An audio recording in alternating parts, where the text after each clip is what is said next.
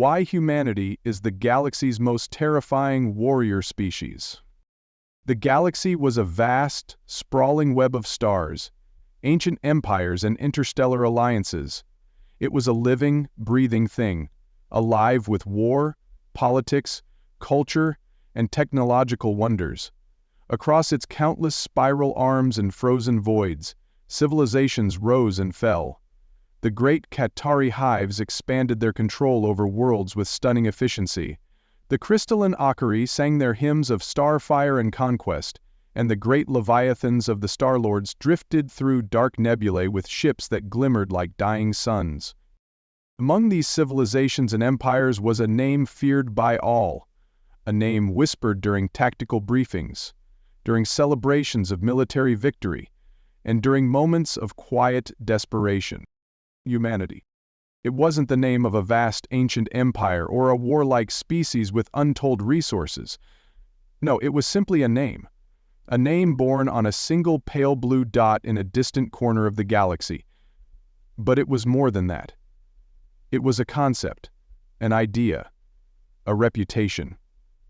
And that reputation was one of terror. For while humans weren't the most numerous species, nor were they the most ancient, nor the most psychic, nor the most biologically equipped for interstellar warfare, they were, without fail, the most effective. They did things no other species could or would dare to do.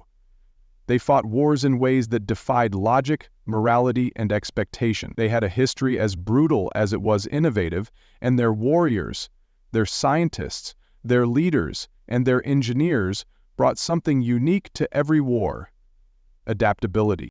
No alien general or warlord could wrap their minds around the concept of humanity. They were a species that didn't conform to patterns, nor did they stick to traditional strategies or hierarchies. This was their greatest weapon, their unpredictability.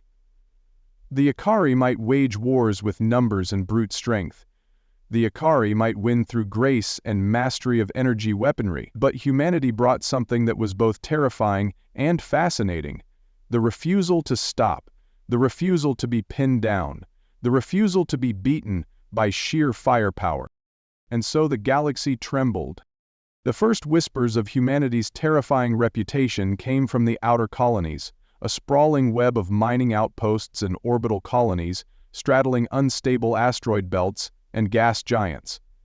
The first recorded contact came with a series of trade negotiations and exploration, but it quickly descended into fear as reports of strange asymmetrical attacks began filtering in. Entire convoys of alien supply ships had disappeared overnight, vanishing without explanation, their cargoes stripped and their crews presumed dead. The reports were unclear. Some spoke of advanced weaponry beyond known tech. Others whispered of human soldiers using guerrilla tactics so unorthodox they sounded like myth. The true answer was far more terrifying than any single explanation. Humans didn't rely on technological superiority alone.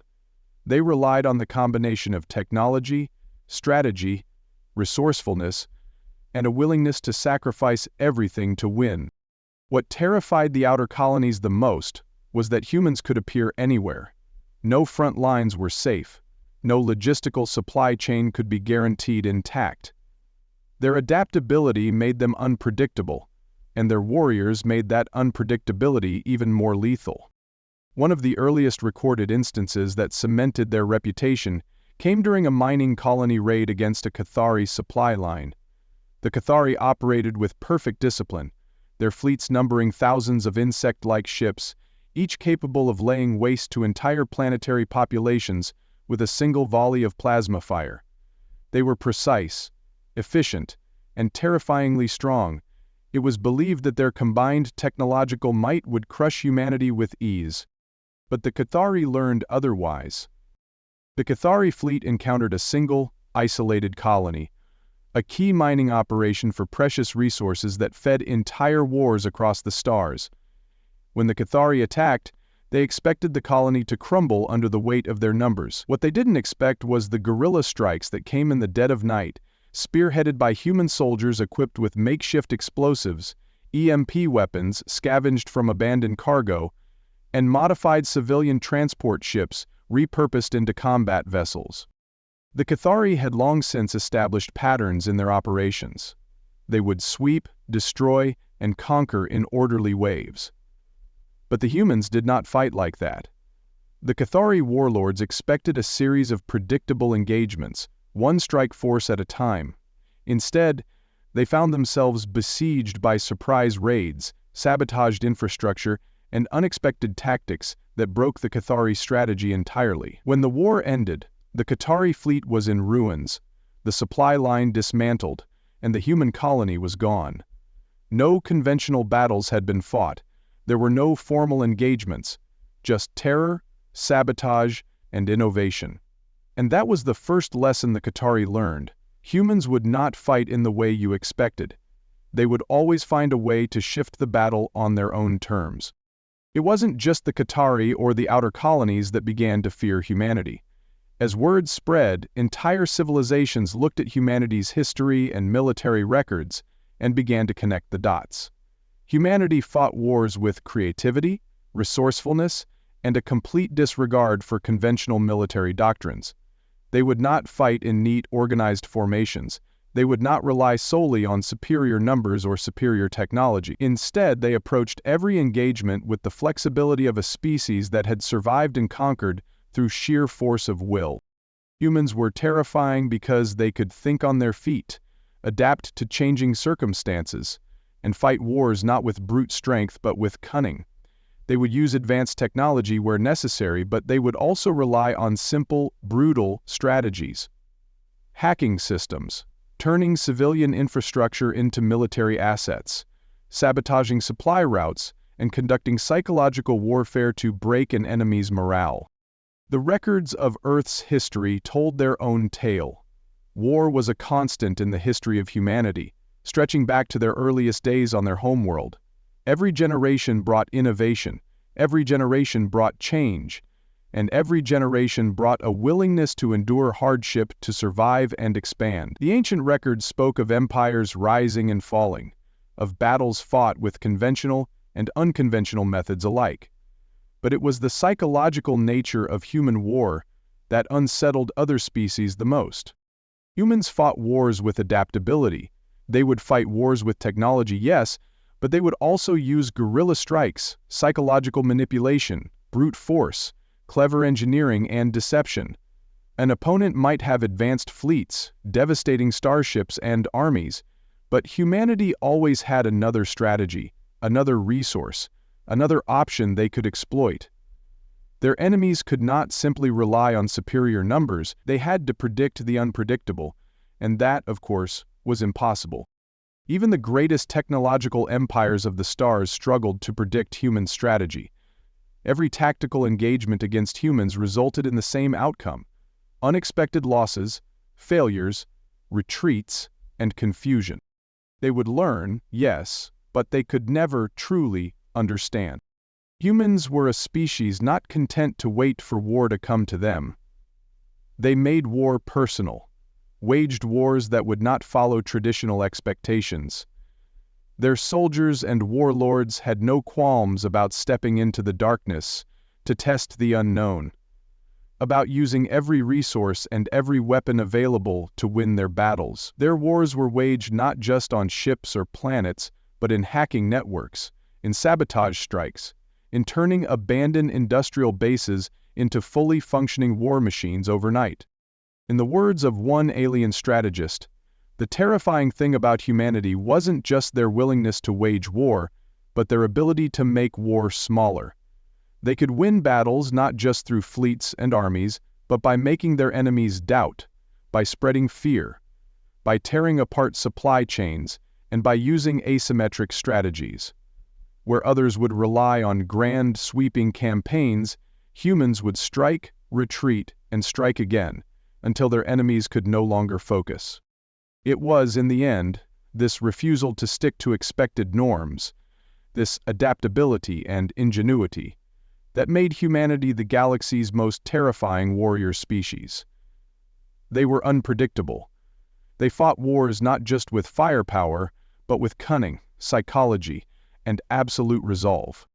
The stars would learn, in time, that the name humanity was one that would always be spoken in fear. A welcome break. The terrifying nature of human warfare. War was humanity's defining characteristic, woven into the fabric of its existence since its earliest days. Unlike other civilizations in the galaxy, which often relied on strict doctrines, hierarchical armies, or singularly advanced technologies, humans approached war not merely as a calculated sequence of strategies, but as a living, breathing, and ever-changing process. Their history was one of brutality, sacrifice, adaptability, and ruthless innovation, and this was what made their warfare terrifying. Other species might study the stars from their sanctuaries, believing that war could be fought with sheer discipline, advanced weapons, and perfect tactics. But humans had a far simpler, far more horrifying philosophy. War is not about perfection. War is about survival. And survival means adapting to every situation, every enemy, and every loss. Betty Luigi Carti, the Qatari, learned this the hard way. The crystalline Akari learned this through failure and fear. Humanity did not rely on rigid technological superiority or sheer brute numbers. They fought wars in unconventional ways, using psychological strategies, technological advancements, and sheer determination to strip their enemies of confidence, resources, and time. Humans were terrifying because they waged war not just on the battlefield, not just through starships and soldiers, but through an approach that was as much philosophical as technological. Their soldiers didn't simply charge into combat, they tore their enemies apart, piece by piece, exploiting weaknesses, creating weaknesses, and ensuring that the fight was always on their terms. They could fight like a disciplined, organized military or like scattered insurgents, depending on the need. Tsar takes you to Siberia Lee for prison marches, and then onto a prison capture. And at the core of this terrifying approach was their willingness to embrace every tool at their disposal. Technology and adaptability, the unholy duo. When a species creates a weapon, it has a purpose. Most species design weapons that fit neatly into their technological doctrine: battleships with specific designs, artillery optimized for planetary bombardments, or high-energy plasma arrays deployed in mass numbers. However, humans did not have a technological doctrine in the traditional sense. Their understanding of technology was as flexible as their warfighting strategies. Humans were masters at reverse engineering. They would take technology from alien ruins, stolen ships, or salvaged research stations, study it, dissect it, and repurpose it in ways that the original creators would never have imagined. No other species could adapt to new technology as quickly as humans. Where others might take decades to integrate a weapon into their arsenal, humanity could take it apart and rebuild it within weeks, making it uniquely their own.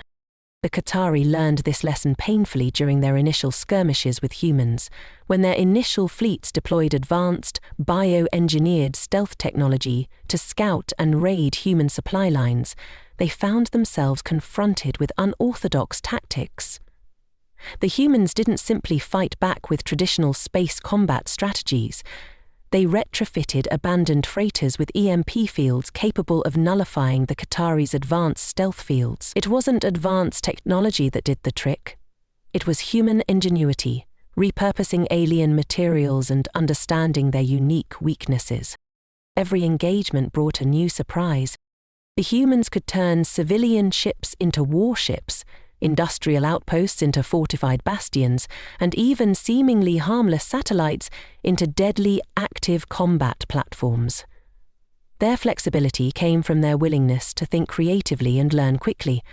While other empires struggled to maintain massive, rigid military-industrial complexes, humans could swap out entire fleets of starships for new models or repurposed designs in mere weeks, driven by necessity and innovation.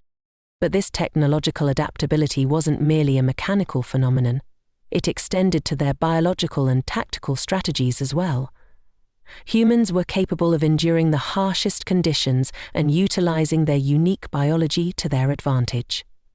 Through genetic manipulation, enhanced AI systems, and creative biotechnologies, they combined adaptability with both technological and organic strength. Every new war brought new discoveries, new tactics, and new weapon designs.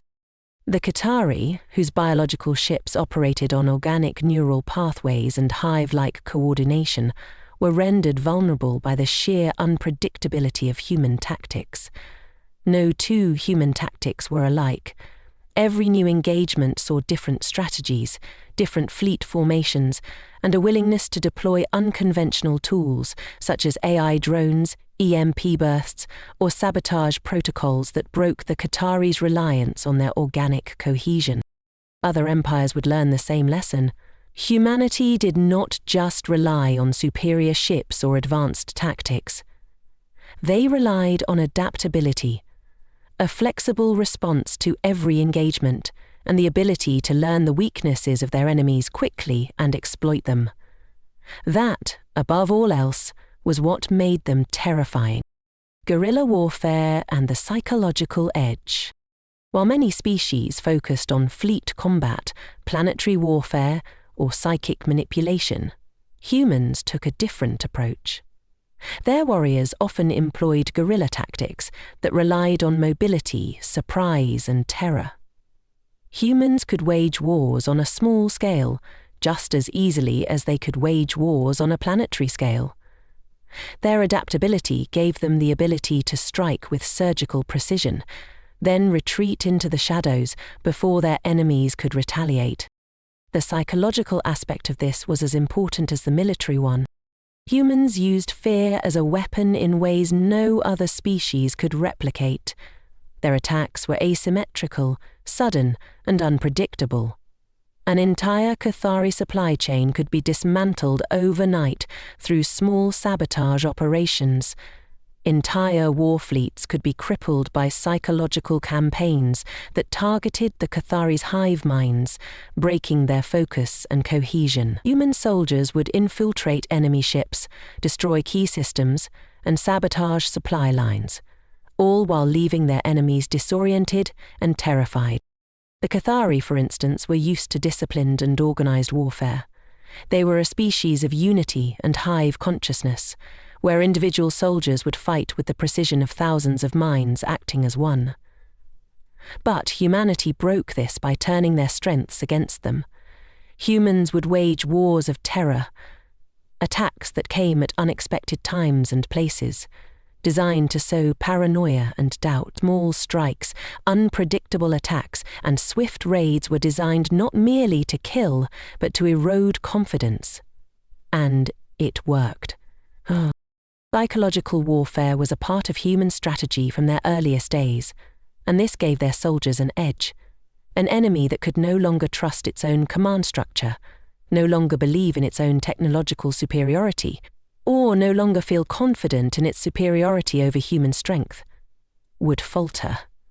Fear would set in, supply chains would collapse, and entire empires would stumble under the pressure of constant psychological torment. The perfect combination, willpower and innovation. Other species could be defeated by numbers, superior firepower, or superior strategy. But humanity had a terrifying tool that could not be matched. Sheer willpower. Humans had survived extinction, plagues, environmental catastrophes, and war. They had endured centuries of hardship, setbacks, and defeats, but they always found a way to rise again. This sheer resilience, the will to persevere in the face of overwhelming odds, defined the terrifying nature of human warfare. It wasn't just about strength. It wasn't just about technology. It was about an unbreakable spirit, a drive to survive and conquer that was born of their species' long, painful history. Every defeat only taught them to improve, adapt, and strike harder. Every setback became a lesson, and every lesson became a new weapon, strategy, or technological advancement. Other species feared the endless adaptability of human war because they knew that every loss was merely fuel for the fire. Humans would lose battles, but they would win wars. Ben frowned at her, and in war, the lesson became clear. Human warriors could always find a way to win. The Qatari learned this the hard way. Their fleets fell, their warriors faltered, their hives crumbled. They learned that human warfare was not a single front, but an unending, shifting series of engagements. They were not simply fighting a species with advanced weaponry or superior numbers. They were fighting a species that would outthink, outmaneuver, and outlast. It was this combination, technological adaptability, psychological mastery, and sheer willpower, that made humanity not just effective, but terrifying. War was not about brute strength or superior technology.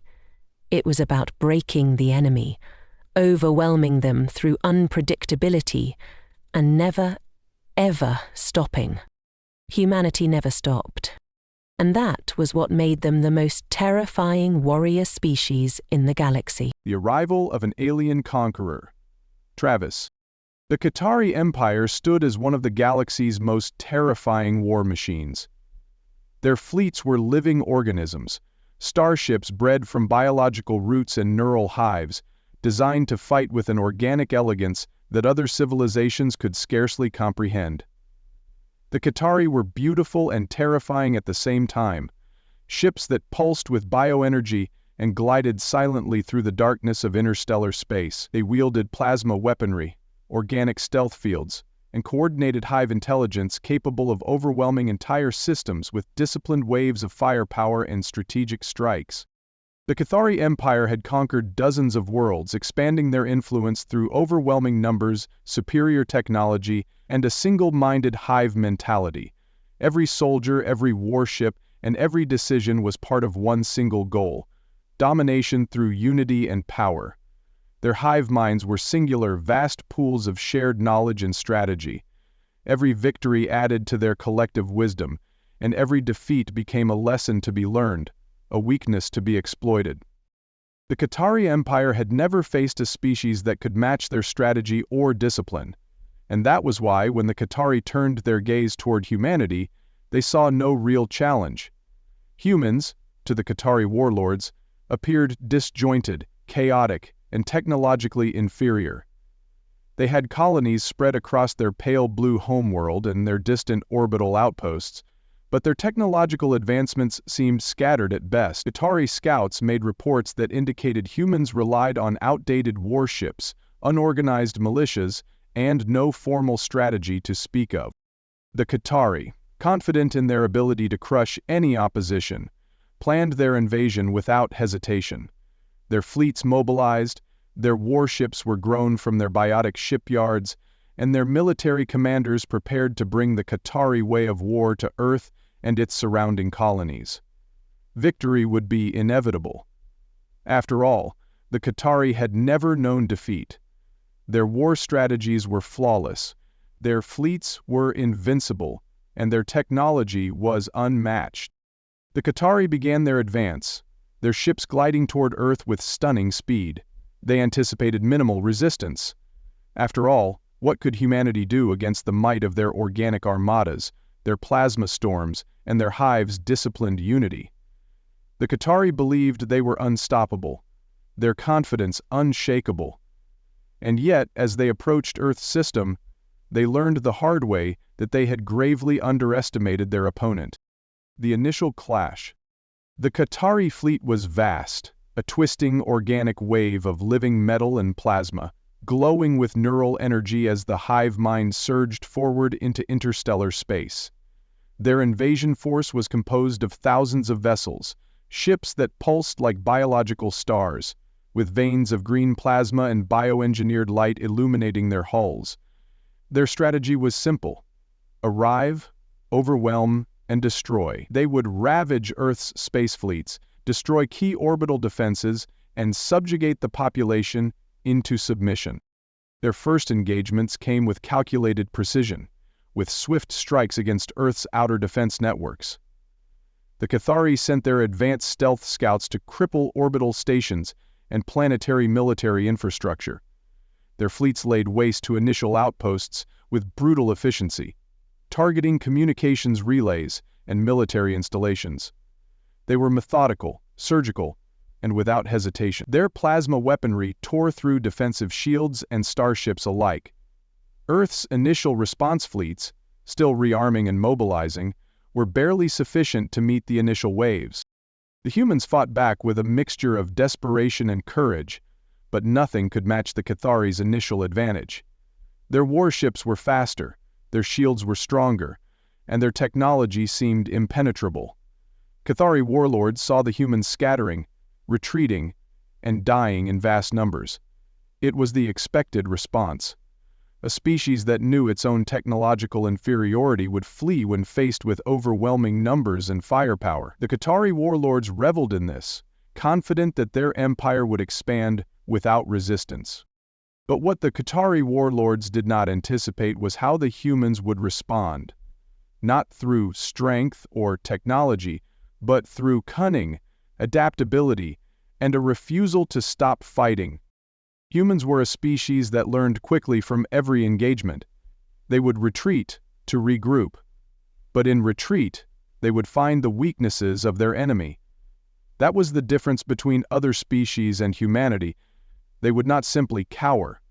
They would respond. And the response came in the form of guerrilla tactics, technological engineering, and psychological warfare that began to peel back the Cathari's confidence. The turning point: asymmetrical warfare. The first turning point came from humanity's mastery of guerrilla warfare. While the Cathari fleet swarmed Earth's outer colonies and orbital defenses, human militias and civilian ships began to engage in hit-and-run operations. Unlike the Cathari, humans had no formal hive mind, no perfect unity of strategy or purpose, but they had something far more dangerous: creativity and flexibility.